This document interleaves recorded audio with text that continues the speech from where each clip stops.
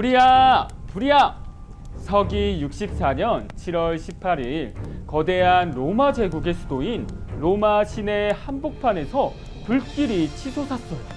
불길은 삽시간에 건물에서 건물로 옮겨 붙었고 결국 당시 로마 시내 14개 구역 중 10개 구역이 불에 타고 말았어요.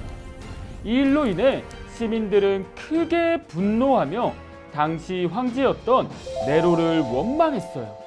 급기야 시민들 사이에서는 네로 황제가 고의적으로 불을 질렀다는 소문이 퍼져나가기 시작했죠. 점점 더 분노하는 시민들을 지켜보며 네로는 고민에 빠졌어요. 이 일을 어쩐다. 그러다가 무릎을 탁 치며 말했어요. 옳지! 이 일을 기독교인들에게 뒤집어 씌우면 되겠다. 기독교인들이 불을 질렀다고 하는 거야. 네로의 계획대로 기독교인들이 불을 질렀다는 소문이 퍼지자 시민들은 기독교인들을 미워하기 시작했어요. 네로는 수천 명의 기독교인을 잡아 가두거나 처형하라고 명령했죠. 네로 황제의 박해가 끝난 이후에도 기독교인들의 어려움은 계속 이어졌어요. 로마 제국은 황제를 신처럼 숭배할 것을 강요했지만 기독교인들은 그렇게 할 수 없었어요. 왜냐하면 그들은 오직 하나님만 예배하며 섬겼기 때문이에요. 오늘 우리가 읽은 베드로전서는 이런 상황에서 쓰인 책이에요. 베드로는 박해받고 있는 기독교인들에게 그들이 하나님 앞에 어떤 존재인지 어떤 약속을 받았는지 분명하게 가르쳐 주고 있어요. 박해를 견디고 있는 이스라엘 백성에게 주신 하나님의 약속이지요. 하나님께서는 그 약속을 오늘 우리에게도 주셨어요. 다 함께 베드로전서 2장 9절 말씀을 읽어볼까요? 하나님께서는 우리를 택하신 족속, 왕같은 제사장, 거룩한 나라, 하나님의 소유가 된 백성이라고 말씀해 주셨어요. 자, 그렇다면 모든 사람이 태어날 때부터 이런 존재였을까요? 그렇지 않아요. 성경은 하나님께서 우리를 어두운 데서 불러내셨다고 말하고 있어요. 캄캄한 동굴 속 같은 어두움은 무엇일까요? 바로 죄를 뜻해요. 하나님께서 처음 에덴 동산에 아담과 하와를 창조하셨을 때 그들을 하나님의 형상으로 선하게 창조하셨어요. 하지만 두 사람은 하나님의 말씀에 불순종하고 말았지요. 먹지 말라고 말씀하신 선악과를 먹어버린 거예요. 그 이후 태어난 모든 인류는 하나님으로부터 멀리 떠나게 되었고 죄 가운데 거하게 되었지요. 다 같이 로마서 3장 23절을 읽어볼까요? 모든 사람은 저절로 하나님의 백성이 되는 게 아니라고 말하고 있어요. 도리어 성경은 모든 사람이 죄인으로 태어나서 영원한 멸망을 향해 걸어가는 어둠 속에 있다고 말해요. 그러나 하나님께서는 깜깜한 어둠 속에 있었던 우리를 여전히 사랑하셔서 하나뿐인 아들 예수님을 이 세상에 보내셨어요. 예수님은 우리와 똑같은 사람으로 태어나셨지만 우리와는 달리 죄가 없으신 분이었어요. 하지만 예수님은 하나님의 뜻대로 십자가에 달려 죽으셨죠. 도대체 왜일까요? 구약시대 사람들은 죄를 용서받기 위해 하나님께 죄를 지은 자기 대신 제물을 바치며 제사를 드렸어요.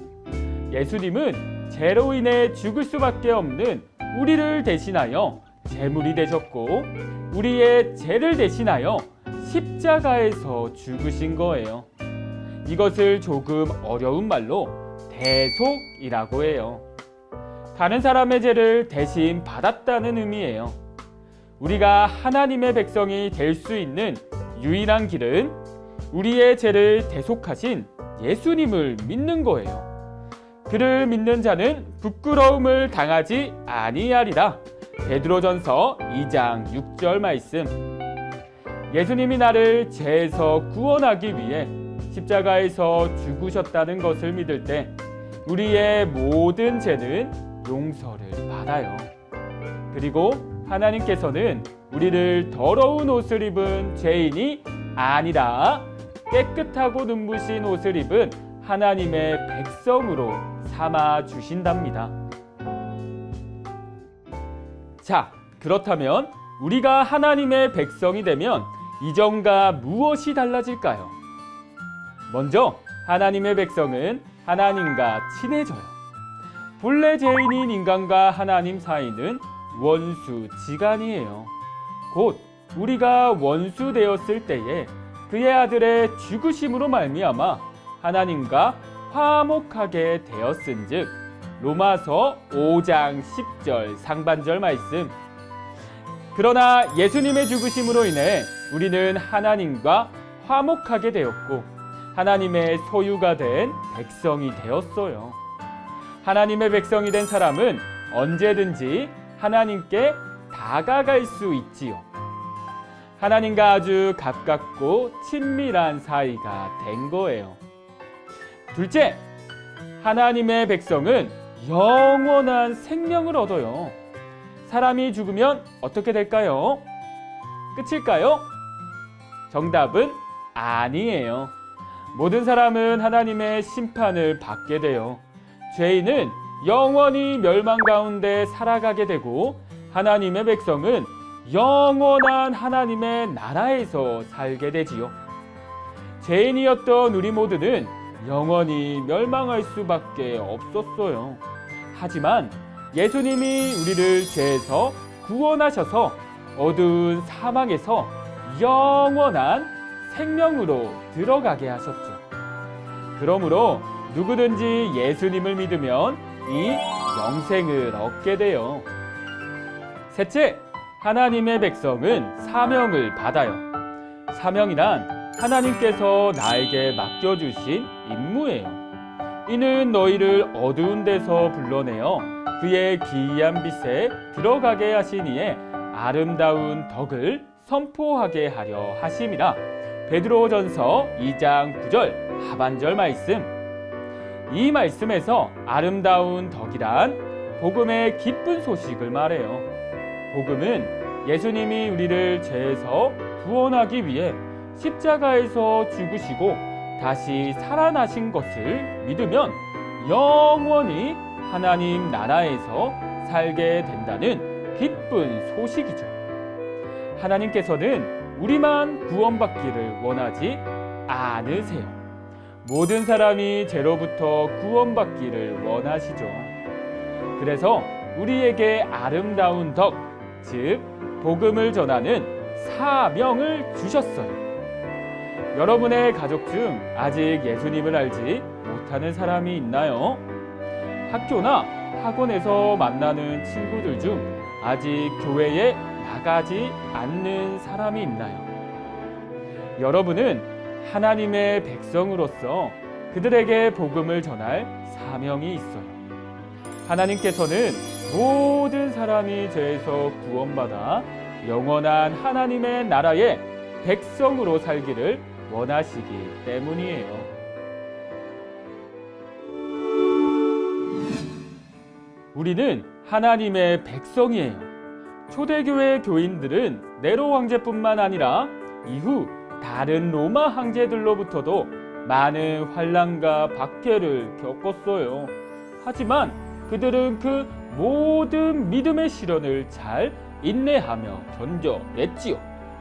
그들이 이러한 어려움을 이겨낼 수 있었던 것은 하나님 앞에서 자신이 어떤 존재인지를 분명하게 알았기 때문이에요. 이처럼 우리도 자신이 어떤 존재인지 분명하게 알아야 해요.